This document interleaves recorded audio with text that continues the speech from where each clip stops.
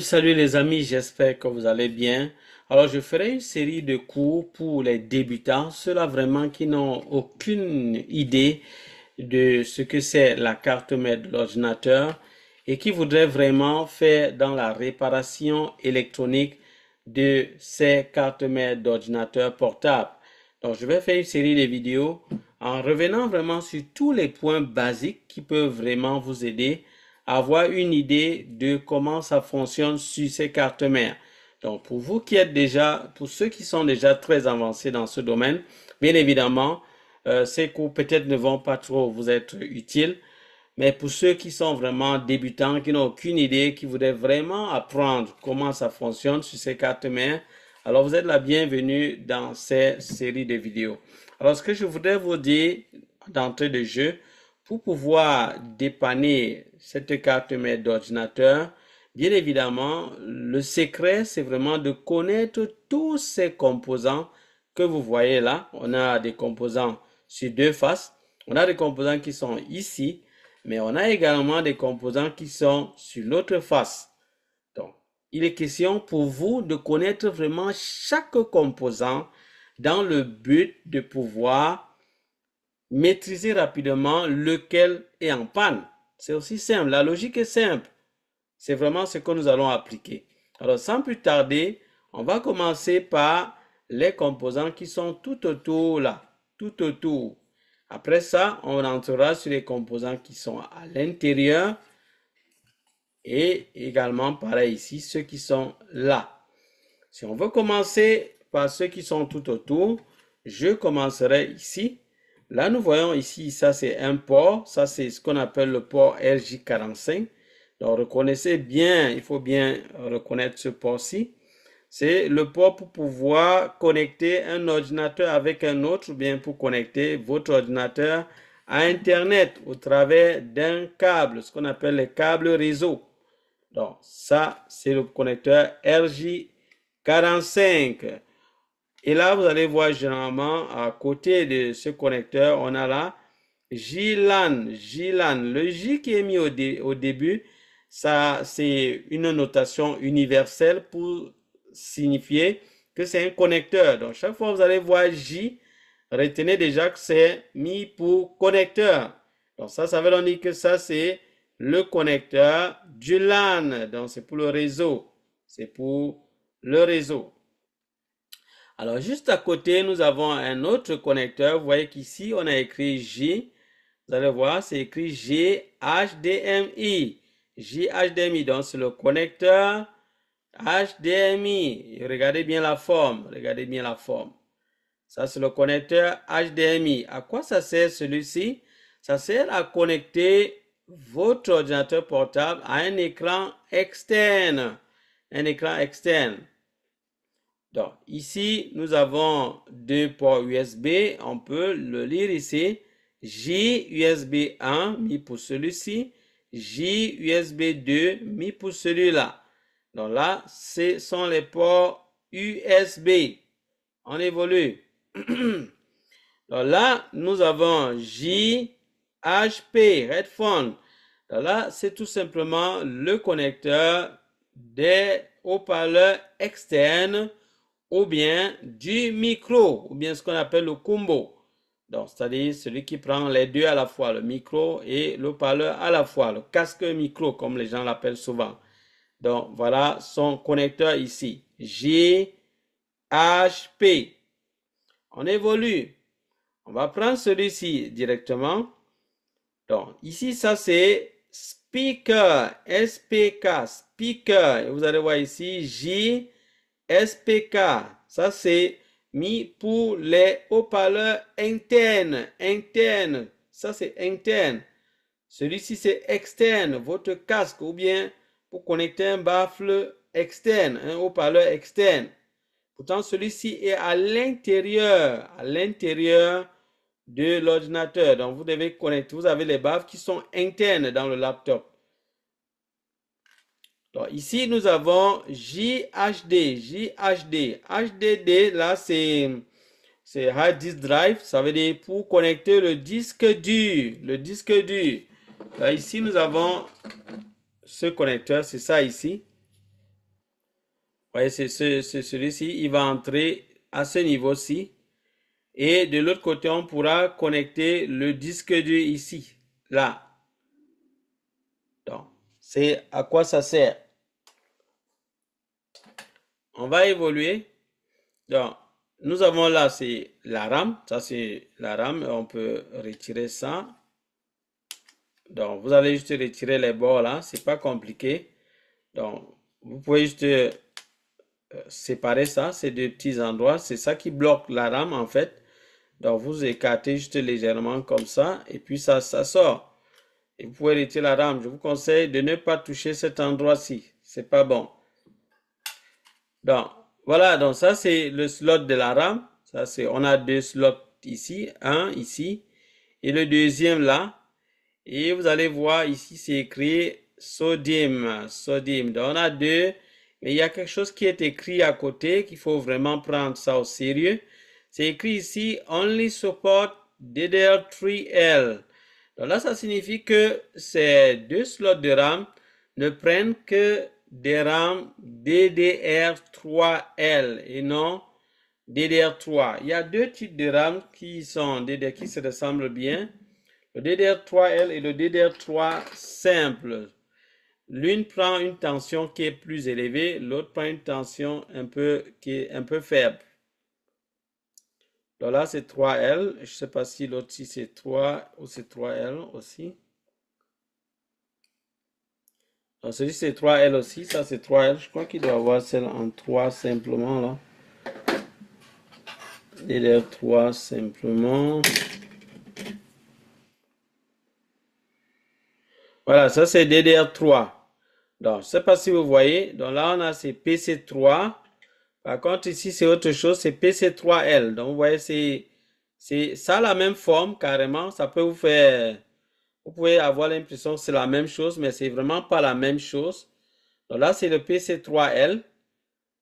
Donc là, c'est une basse tension, une tension faible. Et ici, c'est le PC3. Ça prend une tension plus grande. Donc, celui-ci, lui, il prend 1.5 volts. Donc là, pour l'alimenter, c'est 1.5 volts. Alors que celui-ci, c'est 1.35 volts. Donc, vous voyez, c'est différent. Mais ici, on vous précise que ça prend uniquement les DDR3L. 3L. Ça veut dire que si vous voulez utiliser ceci à la place, ça va bien évidemment entrer. Là, si vous voulez, je vais mettre, vous allez voir que ça entre effectivement très bien. Ça entre très bien comme celui-ci. Mais là, c'est dangereux parce que la tension qui est fournie ici, ça devrait être 1.35 volts. Et il y a une puce qui va se charger de faire ce travail-là. On verra, on va revenir là-dessus plus tard. Ça doit être cette puce-là ici. C'est elle qui va fournir la tension sur cette bobine et ça va entrer là. Bon, j'anticipe avec des mots peut-être que vous ne comprenez pas. C'est pas grave, je reviendrai dessus. Donc, sachez dans tous les cas qu'on aura besoin de 1.35 volts ici puisque c'est DDR3L. Pourtant, cette RAM que j'ai mise ici, que j'ai positionnée là, elle demande 1.5 volts. Donc, du coup, quand vous allez connecter cette RAM, cette puce peut se retrouver en train de vouloir forcer pour fournir les 1.5 volts. Donc, du coup, elle peut se retrouver en train de chauffer parce qu'elle n'a pas été faite pour ça. Elle ne peut que fournir 1.35 volts. Donc, du coup, elle peut être endommagée. Donc, premier cas de figure, quand vous mettez cette RAM, cette puce va se détruire, peut se détruire. Ça, c'est le premier cas de figure. Deuxième cas de figure, c'est la RAM elle-même. La RAM elle-même peut être endommagée puisqu'elle se retrouve avec une tension qu'il ne fallait pas. Ça peut créer tout un trouble au niveau de la RAM et la RAM est gâtée. Troisième cas de figure, dans notre cas ici, nous avons le CPU qui est intégré à la carte graphique. Et dans le CPU, ça c'est le processeur, je profite pour vous dire ça, ça c'est le processeur. Et ici, c'est un processeur qui est intégré, qui a un CPU intégré avec la carte graphique. Et on a le PCH qui est aussi juste à côté. Et le CPU qui est intégré avec la carte graphique a également à l'intérieur un contrôleur de mémoire. C'est ce contrôleur-là qui contrôle ces deux slots de RAM. Donc, c'est lui qui contrôle ça. Donc, du coup, quand vous mettez une RAM qui est au-dessus, de sa capacité, bien évidemment, le contrôleur peut être touché. Ça, c'est le troisième cas de figure. Donc, voilà trois conséquences de mettre une RAM qui n'est pas appropriée pour votre carte mère. Donc, faites très attention. Par contre, il y a des cartes qui prennent les deux à la fois. Il y a des cartes qui prennent les deux, qui peuvent supporter les deux, mais lorsque vous mettez peut-être celle qui n'est pas vraiment faite pour elle en priorité, bien évidemment, la machine peut être un peu plus lente, vous aurez quand même moins de performance. Mais si vous mettez vraiment ce qui est approprié pour elle, ça va fonctionner. Donc, il y a d'autres qui permettent quand même, qui peuvent fonctionner en haute ou bien en basse tension. Par contre, celle-ci, elle fonctionne uniquement en basse tension. Donc, vous voyez, c'est le DDR3L, low. Très bien, on va évoluer. J'espère que vous assimilez petit à petit pendant qu'on évolue. On va continuer à découvrir des choses sur cette carte. On va continuer. Donc, je mets d'abord ces rames-là de côté. Et on va continuer la découverte. Donc, on avait fini avec ces slots-là. On a fini avec ces différents slots. On va évoluer comme ceci. Non, je commence par les connecteurs. Donc, je vais regarder les connecteurs. Ici, on en a un encore. Et qu'est-ce qui est écrit? J, vous voyez, c'est un connecteur JRTC, Real Time Clock. Donc, JRTC, vous voyez ici, on a la pile CMOS qui est connectée là. Elle est collée ici. Ici, on a une colle. C'est pour qu'elle ne bouge pas. C'est une pile. Ça, c'est une pile qui a 3 volts qu'on peut enlever. On peut vraiment la retirer. Et cette pile-là également a joué un très grand rôle pour pouvoir conserver certains paramètres du BIOS. On va arriver là-dessus. Certains paramètres du BIOS. Dans le but que la carte mère démarre sans aucun problème. Et également qu'elle conserve certains paramètres par défaut, c'est-à-dire comme la date et l'heure, pour se rassurer que la date et l'heure soient toujours à jour. Ça, c'est par exemple l'un des éléments. Alors, si cette pile n'a pas sa valeur attendue, il y a quand même un seuil qui est tolérable. Généralement, autour de 2,85, c'est tolérable, mais il y a d'autres cartes mères qui exigent vraiment 3 volts ici. Donc, ce que vous pouvez faire pour vous, lorsque vous arrivez ici, vous pouvez prendre juste votre multimètre.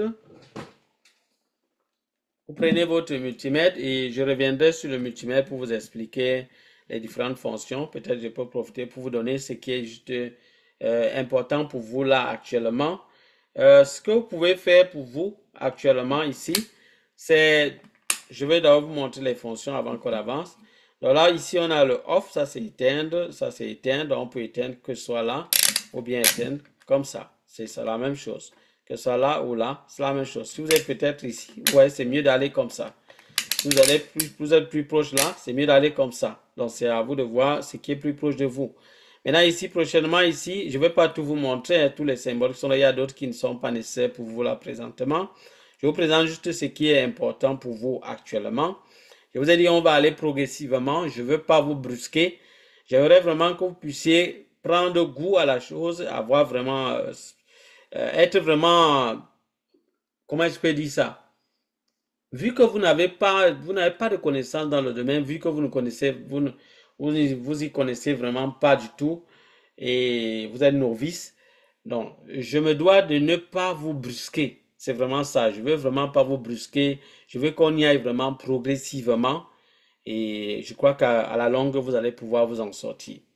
Donc ici, on a ce qu'on appelle, vous voyez le V avec un petit symbole comme une sorte de petites zigzags là, c'est un peu comme à peu près, mais c'est pas vraiment ça. Ça c'est le courant alternatif. Ça c'est courant alternatif. Vous voyez, ça varie quand même beaucoup, ça varie. Ça c'est le courant alternatif. Et quand vous calibrez comme ça, c'est pour pouvoir prendre la tension qui est fournie par la structure qui vous fournit le courant dans la ville ou dans le pays. C'est tout simplement ça. Et vous aurez peut-être, si vous êtes en Afrique centrale, vous aurez peut-être du 220 volts que vous allez mettre, vous allez pouvoir prendre la tension là. Bien évidemment, on a des sondes à l'extrémité. Ces deux sondes sont ici. Donc, on a deux sondes. Là, c'est pour le moins, là, c'est pour le plus. Vous allez juste mettre ces deux sondes là au mur pour prendre la tension qui sort sur votre prise. Et ici, vous pourrez donc mesurer en mettant donc ces deux là sur la prise. Ça va vous donner la valeur. Normalement, vous aurez peut-être du 220 volts, 230 volts, quelque chose comme ça. On peut tester ça avec ce câble que nous avons ici. Celui-ci, ça nous sort, c'est le câble d'alimentation d'un chargeur. Bien évidemment, la tension qui va sortir ici ne sera pas 220 volts parce que là, nous sommes au Canada. Au Canada, je crois que c'est autour de 115 volts. Donc, je vais juste insérer ça là-dedans et on va pouvoir voir la tension que ça nous donne.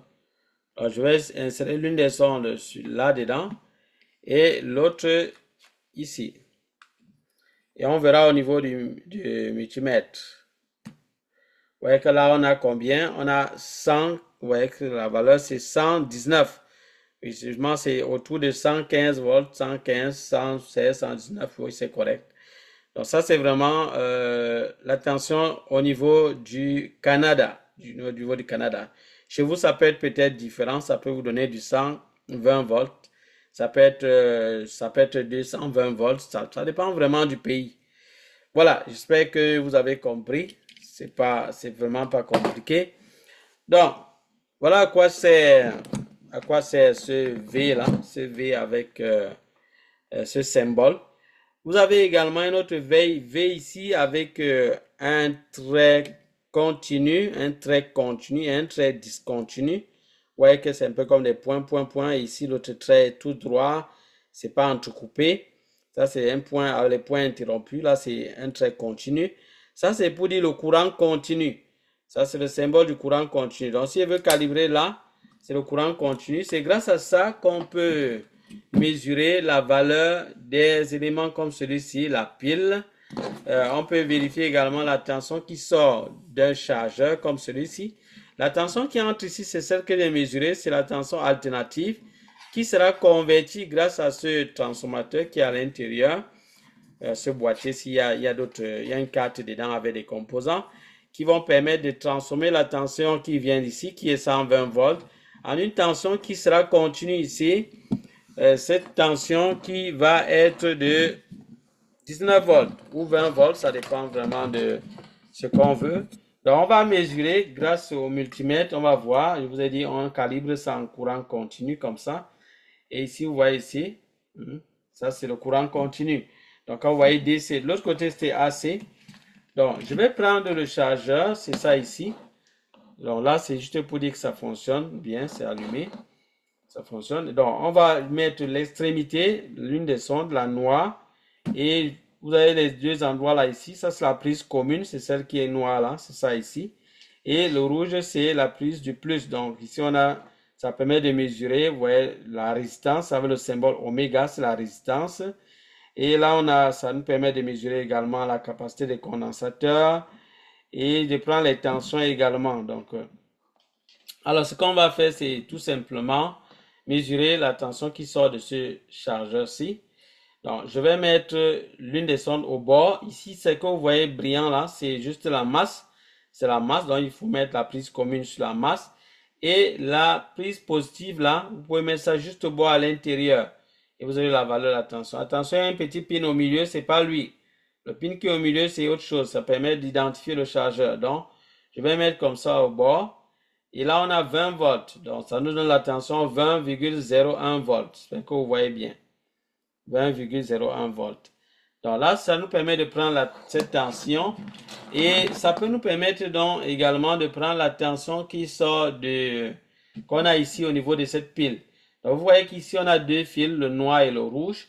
Alors, je vais mettre l'une des sondes sur le noir et l'autre sur le rouge. Bien évidemment, si vous inversez, c'est pas grave parce que vous aurez juste une valeur avec moins ici. C'est pas grave. Ce qui est important, c'est de voir le chiffre qu'on a là. C'est ça qui est important pour le moment. Donc ici, je vais mettre la sonde négative. Le moins, là, on voit bien que c'est celui-ci. Et l'autre, ça sera le plus. C'est ce que je vais faire. Et on va voir ce que ça nous donne comme valeur. Donc, je mets l'une sur le moins et l'autre sur le plus. Et là, ça me donne 1.6 volts, 1 point. Ça dandine, c'est 1.2, 1.4, 1.5, 1.6. Voilà, ça dandine, la valeur vraiment n'est pas stable. Peut-être parce que c'est connecté sur la carte mère, c'est possible. Mais dans tous les cas, on constate que la valeur quand même n'atteint pas 1,85, 2,85 pardon. Donc c'est bien, on est bien loin de ce qu'on attendait. Parce qu'ici, c'est une carte mère, il faut vraiment du 3 volts. D'autres tolèrent encore 2,85. Mais là, carrément, ce qu'on a là, c'est pas du tout bon. Donc, on peut déjà dire que cette pile n'est pas en bon état et c'est pas quelque chose d'intéressant. Parce que cette pile, comme je vous ai dit, elle alimente une autre puce sur la carte mère qui permet de conserver les paramètres qui vont être utiles pour le démarrage de la carte mère de votre ordinateur. Donc, du coup, ne pas avoir la tension qui est bonne, ça va créer beaucoup de problèmes. Votre ordinateur peut ne pas démarrer, il peut démarrer, mais il envoie des messages d'erreur. Et également, il vous ramène carrément toujours à une configuration par défaut, la configuration d'usine, ce qui n'est pas du tout bien. Donc, du coup, ça peut créer vraiment des dysfonctionnements sur votre machine. Donc, c'est toujours bien de se rassurer que cette pile est en bon état. C'est très capital ce que je vous dis là. Donc là, on a parcouru la pile, on va évoluer avec un autre connecteur. J'espère que vous êtes en train de comprendre au fur et à mesure. N'hésitez pas de me laisser un pouce bleu si ça vous plaît vraiment. Donc, on va évoluer également ici. Donc, nous sommes ici à ce niveau. Je vous rappelle là où on était, peut-être si vous êtes déjà un peu perdu. On a parcouru ces différents composants, ces différents éléments. On a déjà parcouru ceci et nous sommes là. Donc, ici, nous avons un autre connecteur. Vous allez voir ici. C'est PBAT. Donc, ça, c'est le connecteur de la batterie. Donc, c'est ici qu'on fixe la batterie de votre laptop pour qu'il puisse envoyer son énergie pour alimenter la carte mère. C'est tout simplement ça. On a beaucoup d'autres pins là, on ne verra pas ça maintenant. Donc, c'est à quoi ça sert ce connecteur. On va évoluer là. On évolue ici. Ici, on a un autre connecteur. Vous voyez ici EO. GEO ici. GEO, vous le voyez là. Voilà, GEO, c'est un connecteur input-output. Ça veut dire que ce connecteur-ci permet d'augmenter le nombre de connecteurs, d'autres connecteurs sur la carte mère, d'autres périphériques comme par exemple les ports USB, augmenter peut-être des ports USB ou d'autres ports. On peut le voir ici, c'est sa nappe ici, c'est cette nappe-là qu'on va connecter ici. Donc, si je connecte là, par exemple, là,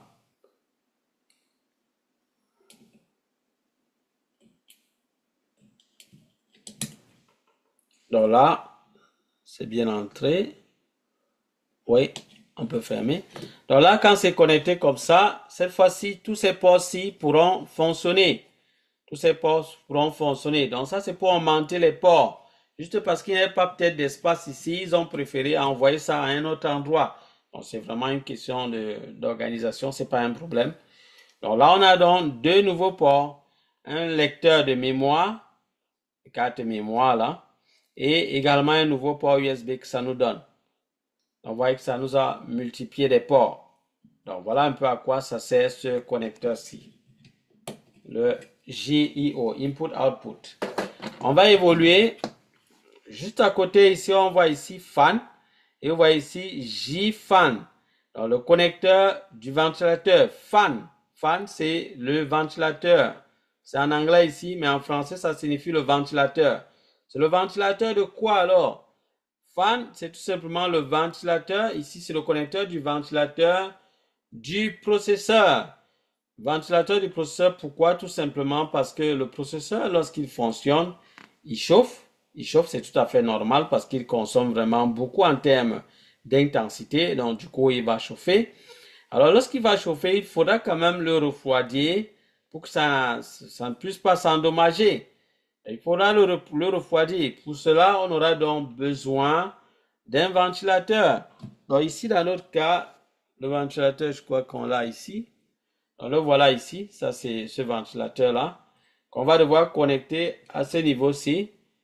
Et ça va permettre de pouvoir alimenter. Bien évidemment, il y a encore également le socket, je crois que j'ai retiré ça. C'est ça qui va donc permettre de, ce qu'on appelle couleur, ça va permettre de refroidir, permettre vraiment que l'air qui sort de ce ventilateur-ci puisse entrer au travers des canaux qui sont là dans le but de refroidir le processeur d'une bonne manière, d'une bonne manière. C'est vraiment ça le rôle. Alors là, c'est le ventilateur qui est très très important pour le bon fonctionnement de la carte, puisque si il refroidit bien le processeur va bien fonctionner et tout va bien aller. Donc chacun a son rôle. J'espère que vous êtes en train de comprendre au fur et à mesure. Nous sommes ici avec EDP. EDP, c'est tout simplement le connecteur de l'afficheur interne, Lorsque vous avez votre laptop, vous aurez un afficheur interne. Celui ici. Donc, voilà l'afficheur interne de ce laptop. Donc, celui ici. Donc, voilà l'afficheur interne. Et bien évidemment, on a ce qu'on appelle une nappe. On a une nappe qui va permettre le passage circulaire les données. Vous avez vu ça? Vous voyez que c'est cette nappe-ci qui va se connecter, qui va donc se connecter à cet endroit que je vous ai montré tout à l'heure. Cet endroit là, ça va venir rester là, comme ça. On va mettre ça ici. Et c'est par là donc que les données vont circuler pour pouvoir vous permettre d'avoir votre affichage. Données, tension et tout. Donc c'est comme ça. Donc c'est par là que ça va circuler. Donc c'est ça ce connecteur. Il est venu remplacer les connecteurs LVDS. Donc si vous voyez LVDS, ça veut dire que c'est un connecteur ancien par rapport à celui-ci. Ça c'est Embedded DisplayPort. C'est ça le EDP. Donc il est quand même plus récent que les LVDS. D'accord. J'espère que vous avez bien compris. Là également, il est très important parce qu'on a beaucoup de pins ici. Il y a beaucoup de pannes où il faut vraiment venir ici pour travailler, pour détecter qu'est-ce qui ne va pas. C'est pour ça que je vous ai dit qu'il faut vraiment bien connaître chaque élément sur cette carte mère. C'est lorsque vous avez vraiment une bonne connaissance de tout ce qu'il y a sur la carte que vous pouvez vraiment dépanner cette carte mère sans aucun souci. Au cas contraire, vous allez vous retrouver en train de trop souffrir et ça peut être plus compliqué pour vous. D'accord les amis, on va évoluer. Donc là, nous venons de traverser, on vient de finir avec le connecteur EDP. Donc je peux mettre l'afficheur là de côté, j'espère que vous avez compris. Donc là, c'est le connecteur EDP. Ici, nous avons maintenant, on a autre chose ici. Ah non, là, c'est juste un autre composant. On va arriver là-dessus. C'est mieux qu'on commence d'abord par les différents connecteurs, les périphériques. Je crois qu'on en a terminé vraiment avec les différents périphériques. Je vous ai vraiment présenté tous ceux qui sont là, tout au bord, là, tout au bord d'abord. Et je crois avoir terminé avec ceux qui sont au bord. Maintenant, allons maintenant à l'intérieur pour voir d'autres connecteurs qui sont encore là, avant de retomber sur les composants. Finissons d'abord avec les connecteurs. Donc, je vais retourner la carte. Je retourne la carte. Je crois vous avoir parlé de celui-ci. Non, apparemment non. Ah non, apparemment non. Donc, il y a un autre connecteur ici. On peut le voir ici. C'est écrit J, ouais, PJ. P c'est mis pour power. Donc, ça, c'est J, c'est le connecteur du circuit de charge. Donc, c'est ce circuit-là ici. Lorsqu'on va connecter comme ça, on pourra brancher le chargeur ici. Là. Le chargeur, ça, le chargeur. On pourra le brancher là. Et la tension va donc pouvoir entrer sur la carte mère donc par ici. Donc, voilà à quoi sert ce connecteur. Et c'est toujours par là qu'on va identifier le chargeur qui est branché. Donc, voilà à quoi sert celui-ci. On va évoluer. Ici, on a LED. LED, vous voyez LED ici. LED, c'est mis pour les lumières. Donc, ce sont les petites lumières qui sont là pour vous aider à savoir est-ce que la batterie est en train de se charger. Parce que lorsque vous branchez le chargeur là et que la batterie est présente, il doit y avoir une lumière qui vous aide à savoir est-ce que la batterie est en train de se charger. Et pareil également avec le disque dur. Lorsque le disque dur est en train de tourner, fonctionner, il peut y avoir également une LED qui vous permet de voir est-ce que le disque dur est en train de fonctionner? Est-ce qu'il est vraiment en train de tourner? Donc c'est ça. Et ce LED là, voilà le câble qui va se connecter normalement ici. Ce petit câble-ci. Donc, c'est ça également une petite carte. Et on a également une petite carte au bout. Bien évidemment, s'il y a un problème sur cette carte, ça peut également empêcher votre carte mère de démarrer.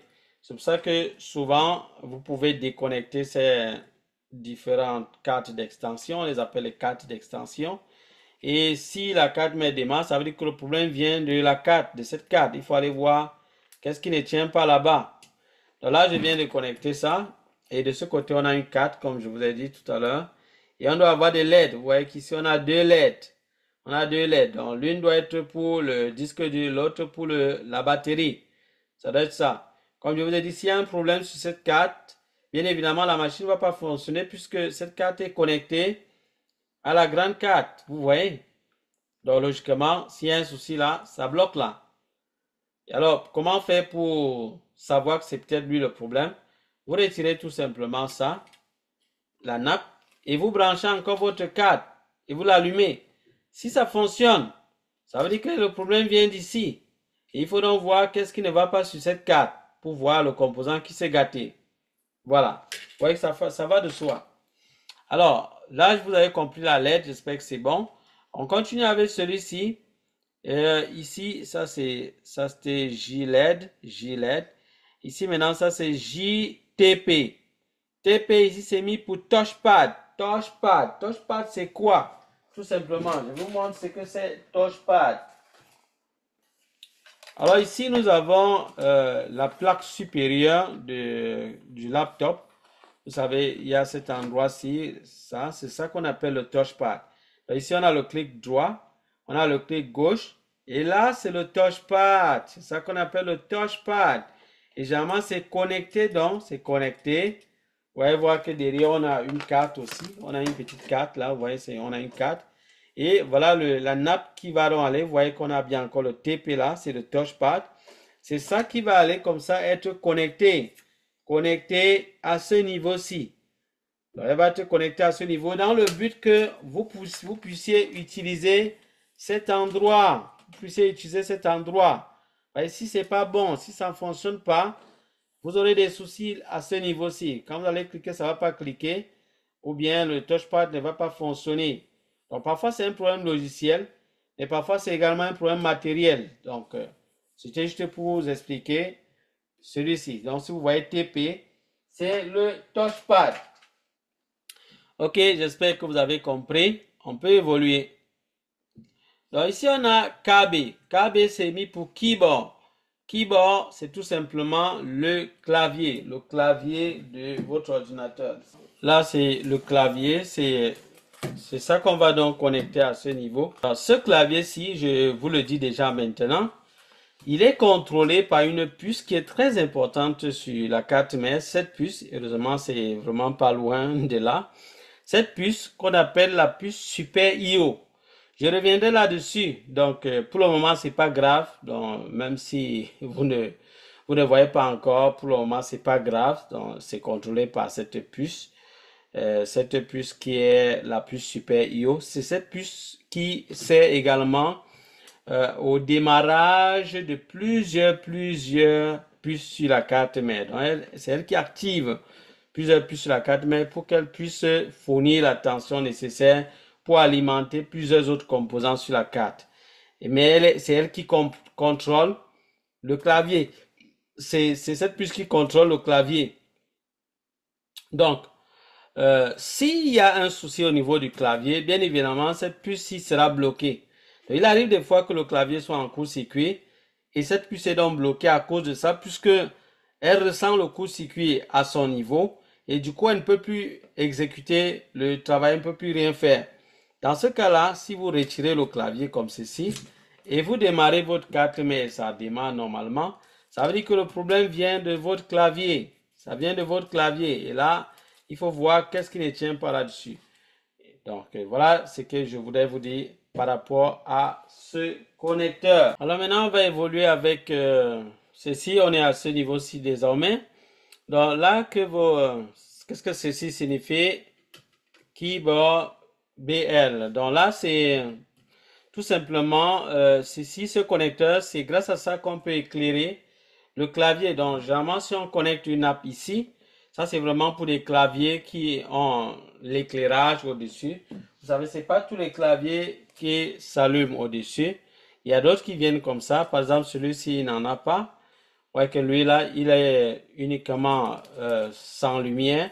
Mais il y en a d'autres que lorsque vous appuyez une touche, vous voyez la lumière s'allumer là. Et donc, ce connecteur, la nappe qui permet cela, sera connecté ici. Et là, non seulement il va permettre d'allumer le clavier, mais également de communiquer avec cette puce Super I/O. Donc, voilà à quoi c'est ceci. Alors, on va évoluer. On va revenir sur les composants. Je vous ai dit ça. On regarde encore les connecteurs qu'il y a au-dessus. Donc, je crois qu'on en a terminé avec les connecteurs de ce côté. De l'autre côté, est-ce qu'il y a encore d'autres connecteurs qu'on n'a pas vus? Oui, il y en a.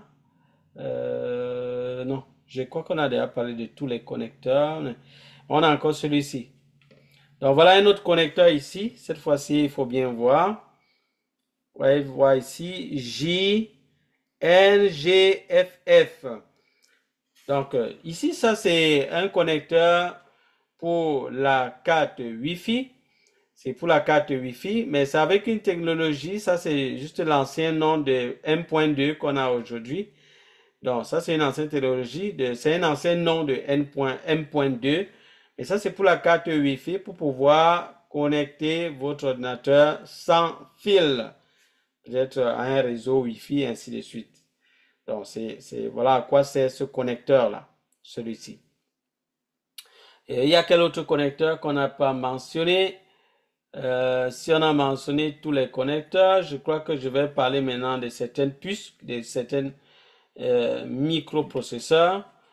Voilà, je vais prendre celui-ci. Ça, c'est le processeur.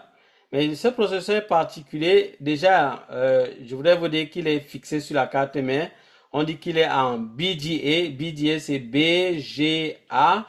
Il est en BGA, Ball Gray Area. Donc, ce sont des petites billes, un peu comme ces billes que vous voyez ici. Vous voyez, c'est des petites billes comme ça qui sont en bas. Et ce processeur est donc fixé dessus directement. Vous voyez qu'il est soudé sur la carte mère directement.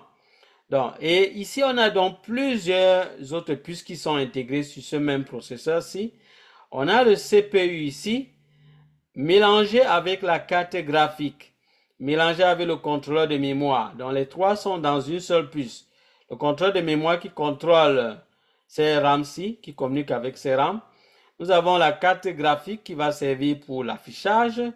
Et vous avez le CPU également donc pour le démarrage de la carte.